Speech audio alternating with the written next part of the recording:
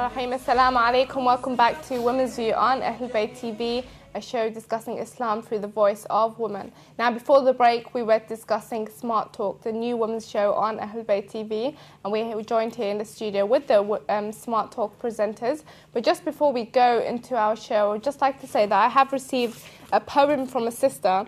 I know you can't see it well on the screen, but this was a poem written by a sister sent to me about hijab. Now, it is 4 pages, and I know it's small, but inshallah, in the next coming shows, I'm going to read out the poem. And I really do thank the sister for sending it in. I know her name is not put on the paper, but if you would like, email us, and inshallah, I'll read out the whole poem in our future shows. So I really do thank you for sending in that poem. So inshallah, now let's go back to our topic. But just before we go back, I would like to say that this is a live call-in show. So if you would like to call in with your views or opinions, then please do call in with the number on the screen. We'd love to hear from you. Alternatively, you can email us at womensview@ahlulbayt.tv. Inshallah, I'll receive your email in today's show and read it out during the show. I know some comments are already being shown at the bottom of the screen, so if you want to read those comments in and out the show. I'm your host, Zahra Al Alawi, and today with me is Fatima Rizvi. Assalamu alaikum. Alaikum assalam. And Fatima Jami. Assalamu alaikum. Alaikum assalam. Now, we have been getting a few comments in through Facebook and also through emails. So let me read out one of the emails. Says, Assalamu alaikum, sisters. I am a brother emailing. I wanted to see what your answer is to this question. What benefits do you see in having a women's show? Interested to see what you say, Mehdi. Now, interesting, and I love this question. I don't know who would like to go start with answering it. First of all, I can only speak from my own experience. I found watching Women's View through Ahlulbayt TV really empowered me and changed my life. And I've gone through this many shows, so I'm not going to bore the audience. But again, it's networking, linking yourself with the rest of the sisters out there, creating positive role models. I do a lot of mentoring outside of work and outside of Ahlulbayt TV, and the amount of people's lives that you touch by just existing, wearing hijab, sitting there and saying, look, I achieved this. It might not be, whatever, but, it's possible. And, they say you sow a seed, and the seed you sow, you will never know how long it will go and how far it will go. So the brother asking, I think, if you have a sister or a mother, or, if you kind of follow the lifestyle of a female and all the responsibilities that they're there to hold, both Islamically and practically in this day and age, it's sometimes, it leads to depression, it leads to running yourself down, not looking after your health, not being able to achieve anything in society, professionally. And you think, what if I could connect to another sister who's actually achieved this bit? And what if we could share our knowledge? What if I could learn something from you which would better my life? And Islamically it says, even a smile at someone else is charity. So, what we're trying to do is share this knowledge base. And I know that, we have responsibilities in Deen to say, if we have a knowledge, we can't be that donkey that carries a pile of books. We have to use this knowledge that we have. And I think this is something that we're all quite passionate about. And I know from being a product of such female shows in society, on Ahlulbayt TV, I think, it changed my life around. And I know that and people that connect with me and talk to me say, how it's impacted them. So, I think the value is numerous and endless, and we could talk about it probably for days. Definitely true. What would you say? Yeah, I totally agree with what Fatima is saying. I do think that there is a reason for having another women's show aside from Women's View, because like I highlighted before the break, the fact that obviously the two shows are quite different. But also I think, from my experience, we women go through a lot of pressures. We have a lot of things to juggle with, and it's nice that there is going to be a show, or there is a show, that addresses all these issues and sort of makes it, but we're a bit step ahead in the sense that also we're sort of trying to get the sisters to connect with us and to connect with each other through the show, through our Facebook page or email, and then hence we will address their certain issues or anything they raise on the show, and sort of, if they want advices on, say, for example, career, or how can I make a quick meal in like 5 steps, I've got 5 children to feed and I have to go to work. This is what the show is all about. So we are going to address those issues head on, so they can literally just email us or get in touch with us and say, can you help me? I have this problem, discuss this. Are there any sisters that maybe live in the same country as me and have the same problem? This is what the show is all about addressing. It's more about tackling everyday issues with your work, your family, and your deen and your home. obviously, which is different to other shows, say, for example, Women's View, which is about the deen and, you know, your home and life in general. Yeah. But it's a bit more focused on the deen, so that, for example, we're not going to give a fiqh advice, or we're not going to have somebody, you know, sort of coming in to talk about something like that. Whereas Women's View is at the forefront for that, and also sharing their opinions. We don't have that live thing going on either, whereas your show is very out there. It's obviously very interactive. So we're sort of slightly different, but that's why we think that there is a need for a show like that. And obviously it's a show where basically the young and kind of the sort of people that are very working and the mature adults can also interact and kind of get involved with the show. Yeah, definitely, yeah. So for Brother Mehdi, there are many benefits to having women's shows. And I know when we first started Women's View, which was one of the first shows that started on Ahlulbayt TV after Ahlulbayt Live, we used to have all these brothers calling in, you know, saying, you know, why would you have a women's show? Why would you have a women's show? And then we used to answer them. So I think now people have been more used to, you know, women presenting or having women's show. And obviously there is a great need for it because there's many topics that women can address that men can't. There are many issues such as, you know, miscarriages, abortion, hijab. These issues, you know, even hijab, it's better for a woman to address it than a man. So like I said, there are many benefits having a women's show. And, you know, the testimonial sent is a proof to it. But I know I have many questions to ask you both, but I have some emails and Facebook, so let me ask them first. I know this sister called Mariam, she wrote this on Facebook a couple of hours ago. She said, sounds great, ladies. When did Smart Talk start? I always enjoyed the women's shows on Ahlulbayt TV. My question is, what does Women's View and Smart Talk have planned for Fatemeya? You know, many people take the knowledge from Ahlulbayt TV. What do you have planned? Now, interesting question. We had a bit of a long debate about this, don't we? We were talking about Fatemeya season. How will this fit into being current and being, you know, what we want to do and the deliverables and all this, you know, the gadgets and all of that. But we put Fatemeya season as like our baseline. It's like the focus of the show.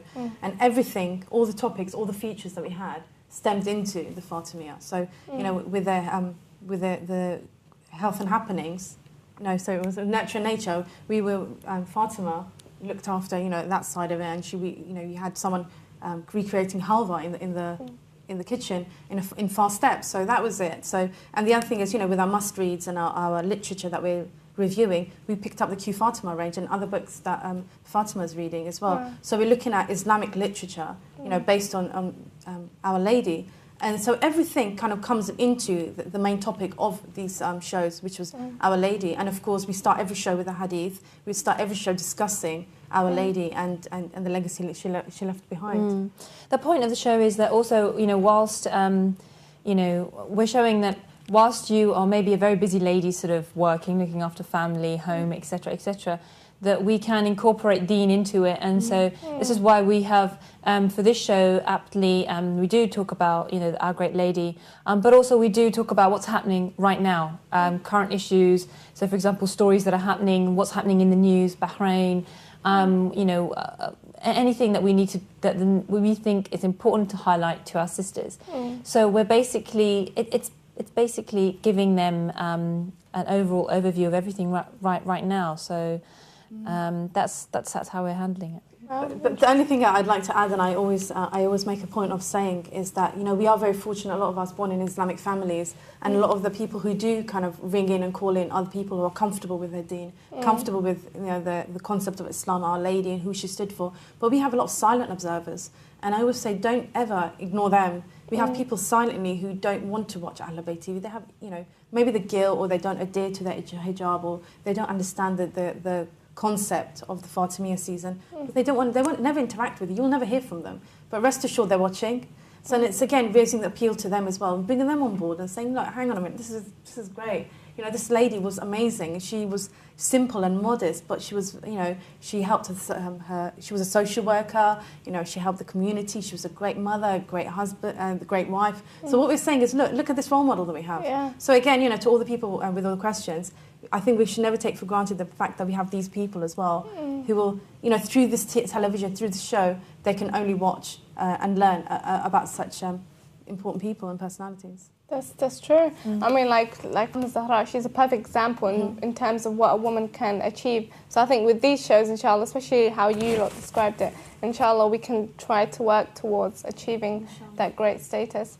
But yeah, let me read some more emails out. Now, this was a message posted on Facebook right now and also emailed in. Please share some advices about women's role in supporting the oppressed people around the world, especially Bahrain. Like, sometimes we cannot support by protest as easily as men can do. And please, if you can, also share some examples from the Ahlulbayt.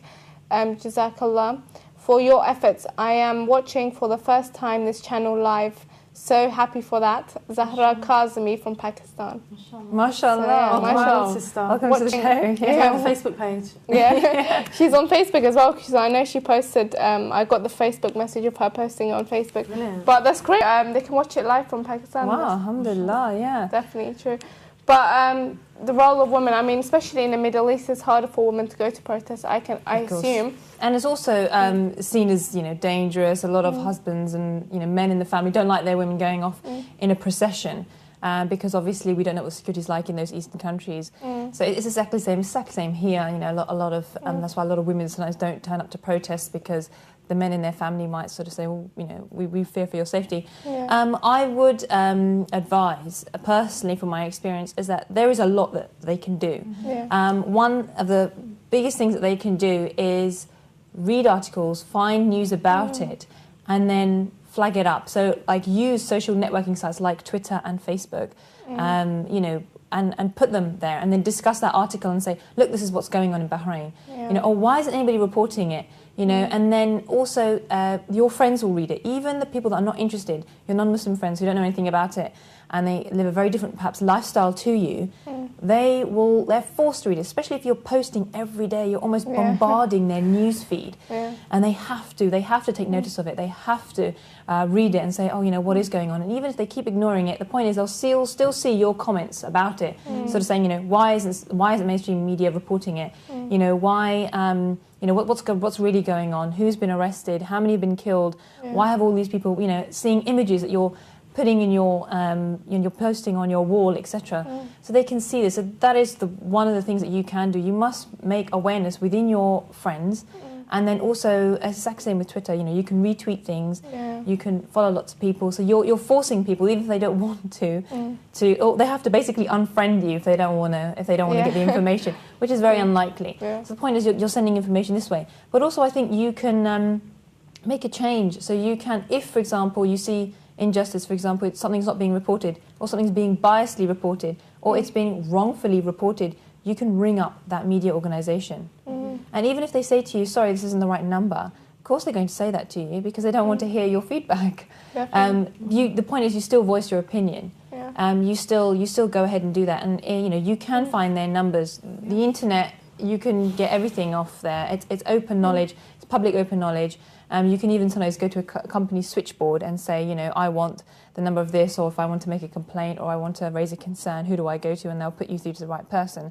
Every company has this. So I think that is the forefront that you can do. You don't necessarily have to go to a protest, but you can also say, if you know there's a protest going on, why don't you ring other media organisations and say, have you filmed this? Why aren't you reporting on this? There were so many people here and you didn't report it. Why didn't you report it? Etc. etc. So force people to report something. If you know journalists or you're following them on Twitter or something like that, or you're following them on Facebook or whatever, the point is you can then say, there is this event happening. Are you going to report on it? Are you going on it? Or are you? There is a lot of things that you can do. And if at first what will happen is people will ignore you.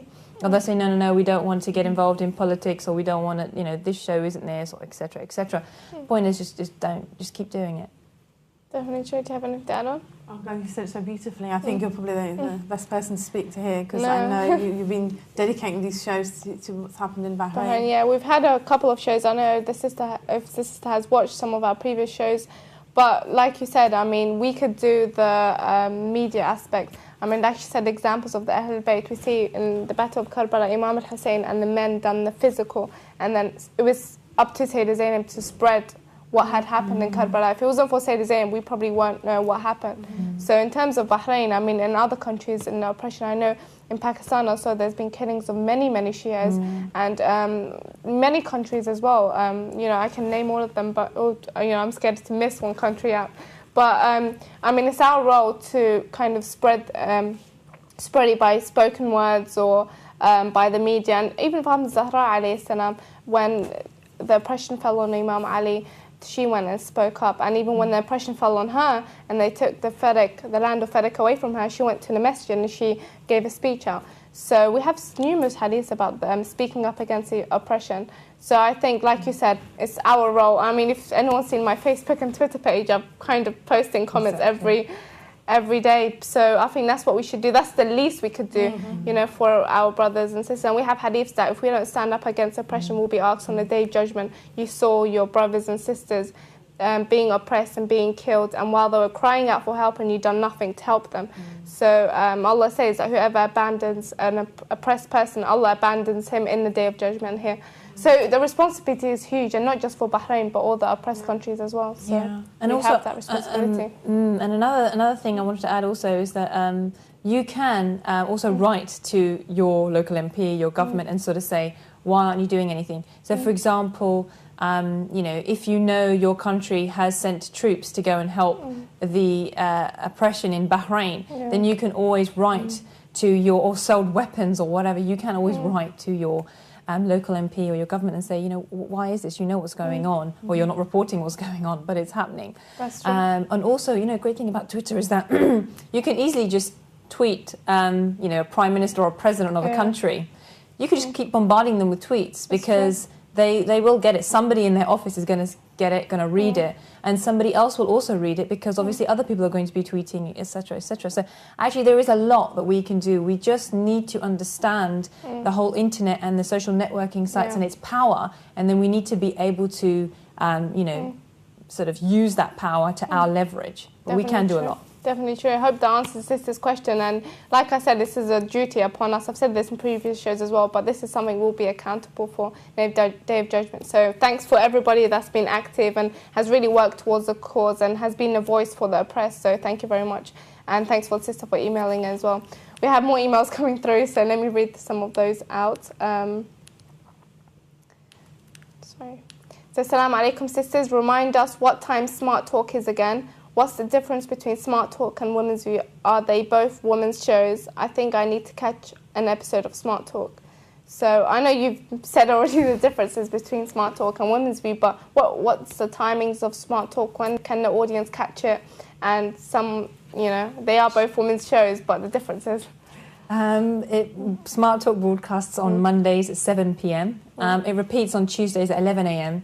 and it repeats on Sunday at 5:30 p.m. That's UK time. UK time, of course. Sorry, UK time. I don't know where or join our Facebook page on Smart Talk. Women's View has liked it as well, so it's on the list. Yeah, so our Facebook page is. They'll keep you updated with all the hadith we use, the pictures. Wow. I know you can catch the first of the Fatemeya show on Sunday. And yeah, if you join the Facebook page, we do keep it updated, and you know, get involved and write your thing and tell us what you're thinking. But the main difference, I think, I would say, is that we have short discussion points, you know, that we discuss, and we have more current articles and journals and things we talk about. And the other thing is, because we're not live, like that's the other main thing. You know, we don't have the interaction like a Woman's View, and so you know, we have different kind of. And setting of the show altogether. So that's the main difference. But again, we're trying to, together on Ahlulbayt TV, with both shows, trying to kind of increase the knowledge base of the sisters. So I think you can't say that you have, you know, enough knowledge. You know, we're sharing so much knowledge. If you watch both, inshallah, we can attend to all your needs. So inshallah, a Women's View is more giving the Islamic perspective and background to something and knowledge that comes with it, as well as, you know, and combining that with your everyday life. Smart Talk isn't necessarily going into so much, isn't really going into so much depth, Islamic historical background and you know, research and rulings, etc. It's more about living in the contemporary world as a Muslim sister, and how to, you know, and we're just basically covering all aspects of your life in small dosages. Whereas Women's View is very concentrated on, you know, a deen and heavily your deen and, you know, your life. talk. So one of the things that we had a sister getting in touch with saying we want to know about careers, tips on careers. But careers is a big kind of topic. But then we talk about careers, then we talk about females, so that cuts it in half. Then we talk about females in hijab and careers. So really, our audience is more kind of practicing sisters or sisters who want to practice and want to, excel in their career. So, we're putting together tips for them. So if you think about it, with Smart Talk, it's again being able to excel in every part of your personality, every part of your responsibility, with the right information, with the right knowledge. And obviously, if between us we can't get answer your questions, what we'd like to do is reach out to someone who can. So that's the other thing about Smart Talk. We really want to be able to help you in your transition, in your progression in life, inshallah. Sounds interesting. Yeah, for the sister at home, only 3 episodes of Smart Talk have gone to broadcast, so it's a new show. So like the sister said, it broadcasts on Mondays at 7 o'clock, that's UK time, so I don't know where you're emailing from. But all details are on the Smart Talk Facebook group. And if you're in the Women's View Facebook group, it's on the side, so you can just click there. There's pictures and more details. So, so inshallah, if they go on that, all details are there. But now moving on, what has the response been to Smart? I know it's a new show and it's just started, but what's the response been in regards to Smart Talk so far? I think the first issue that we've had, not really an issue, a challenge was like all the emails that you've got. What's the difference? Why the need? Why we've got 2 female shows? And being able to kind of raise awareness of why we wanted to create a show called Smart Talk. We had a few kind of negotiations with names. Yeah, I'll be honest with you, I didn't like the name, Smart Talk. But obviously Fatemeh sold it to me. I was like, okay. As I do. Yeah. Fatemeh is actually the producer of the show and I direct it. So basically she decides on the content and I help her sort of put it to reality. Yeah, put it to reality. How is it going to look? How will it go from start to the end of the episode? How it will look, how we're going to film it, aesthetically, also how we can link from one thing to another nicely, how it can smoothly go. Because that's obviously my background. So obviously so that's how can we work in tandem. We work like a team. So where she's strong, that's great, and where she's not, I come in sort of, to fill in. More often than not. Sounds great. We have another email come through. Assalamu alaikum, sisters. What do you give advice for someone who has married someone that is from a different environment than she is? We come from the same country, but he grew up back home and I grew up here in the West. It's just we don't get along. Well, I would love to save our marriage since we have a child together. So, Jazakallah khair. It's a very, sensitive issue, and I do thank the sister for emailing, and I don't know if you want to answer that, but who would like to begin? Patience, first of all. Yeah. So she's having trouble getting along? They're getting along. They say they come from the same country, but she's grown up in the West and he's grown up in the East, so they're having a few problems. Sure. I think before you go any further, I think it's always a good idea to find out what your responsibilities are as a female and find out are you actually fulfilling those responsibilities.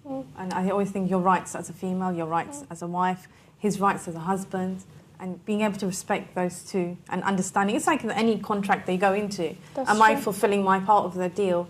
Am I delivering what I promised I'd deliver? And if I'm not, are you? So I think that's where I would start from. Yeah, absolutely. And I think communication is key. Sometimes you might realise that you're not getting along because you're not communicating properly or effectively. So maybe it's just a simple thing of maybe talking a bit more, sitting down and having a bit more personal time with one another, communicating properly. And maybe it's the choice of words that you're using. Sometimes people say, no, I do try to talk to him, but he doesn't understand. I think you need to be careful on the choice of words that you use. That can make a huge difference as well.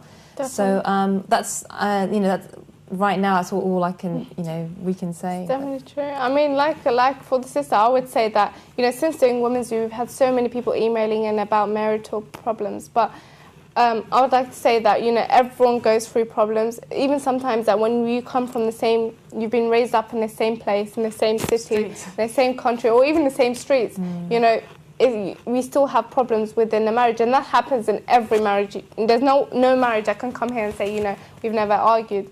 But I want to say this, and I've said this in previous shows as well, is that the thing is that you both have completely different lives. You've been brought up in different families. You have different values. You have different. Everyone doesn't get along with their sister. You fight with your sister, even though you probably love her, or your family, or even your mum or your dad, is because you're complete different people. But within a marriage, you have to compromise. For example, if your sister wears this type of hijab and you wear this type of hijab, you know, you don't need to come to a compromise because you're both different.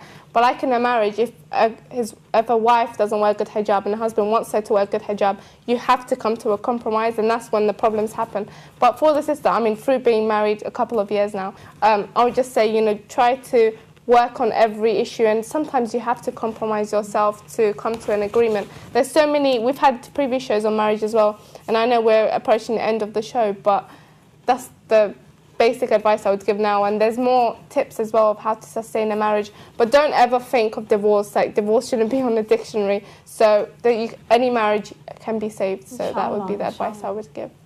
But yeah, inshallah we'll be having more marriage shows, especially with Fatemeh season. We'll try to do a marriage show and based on the marriage of Fatima Zahra and Imam Ali. So if you're interested in that, please stay tuned and more details will be posted, inshallah. But just because we're approaching the end of the show, last comments for the audience. What should they watch out for? I mean, this is your chance to tell the audience about Smart Talk. Just last couple of sentences. I think I'll take one sentence out of that and Fatima will take the other. Just being positive about our roles and responsibilities. We're not alone. There's a lot of challenges out there. We're going through this climate of change, and you know, we have a lot of negative publicity, what's going on in Bahrain, and this show, and I think, you know, all these female shows that we're talking about are an opportunity for you to learn something new, to speak out in a crowd. If you're standing for the bus and someone says something about your hijab, about Islam, having that confidence to say, well, actually, no, this is the situation, this is what I stand for. If you're in a business meeting and people are mocking you, if you're walking in a hijab, no one wants to talk to you, maybe, you know, be having that those skills to be able to, you know, not sell yourself, but be having the correct PR skills to really hold the flag for Islam and its females. Definitely true. Last words. No, she summed it up so beautifully. I totally, you know, she's absolutely right. Smart Talk is just to empower us ladies on how to, you know, tackle our issues in a very smart and effective way. Definitely. Thank you very much, both of you, for coming on today. Inshallah, we'll be seeing more of you on Smart Talk. Inshallah. Thank you very much.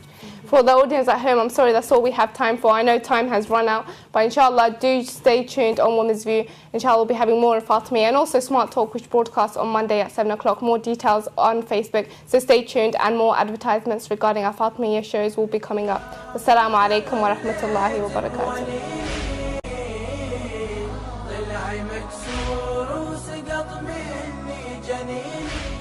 I'll read out the whole poem in our future shows, so I really do thank you for sending in that poem.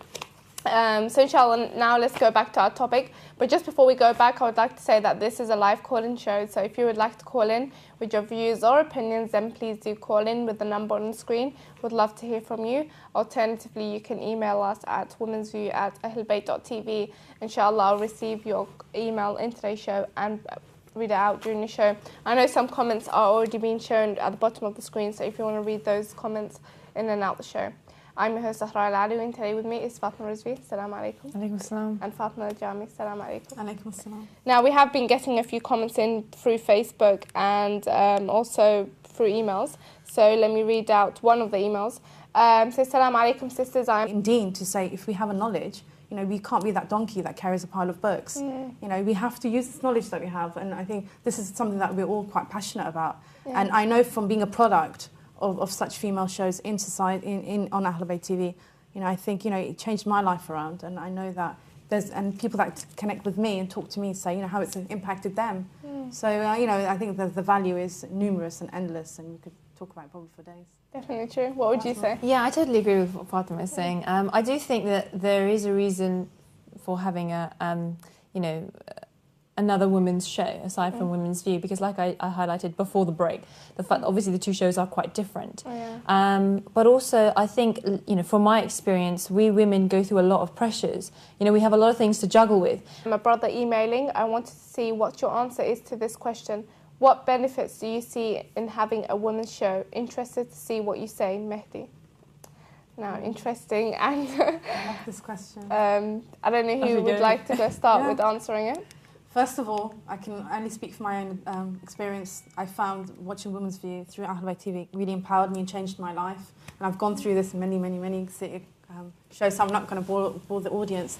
But again, it's networking, linking yourself with the rest of the sisters out there, creating positive role models. I do a lot of mentoring outside of work and outside of Ahlulbayt TV, and the amount of people's lives that you touch by just existing, wearing hijab, sitting there and saying, look, I achieved this. It might not be, whatever, but, it's possible. And, they say you sow a seed, and the seed you sow, you will never know how long it will go and how far it will go. So the brother asking, I think, if you have a sister or a mother, or, if you kind of follow the lifestyle of a female and all the responsibilities that they're there to hold, both Islamically and practically in this day and age, it's sometimes, it leads to depression, it leads to running yourself down, not looking after your health, not being able to achieve anything in society, professionally. And you think, what if I could connect to another sister who's actually achieved this bit? And what if we could share our knowledge? What if I could learn something from you which would better my life? And Islamically it says, even a smile at someone else is charity. So, what we're trying to do is share this knowledge base. And I know that, we have responsibilities.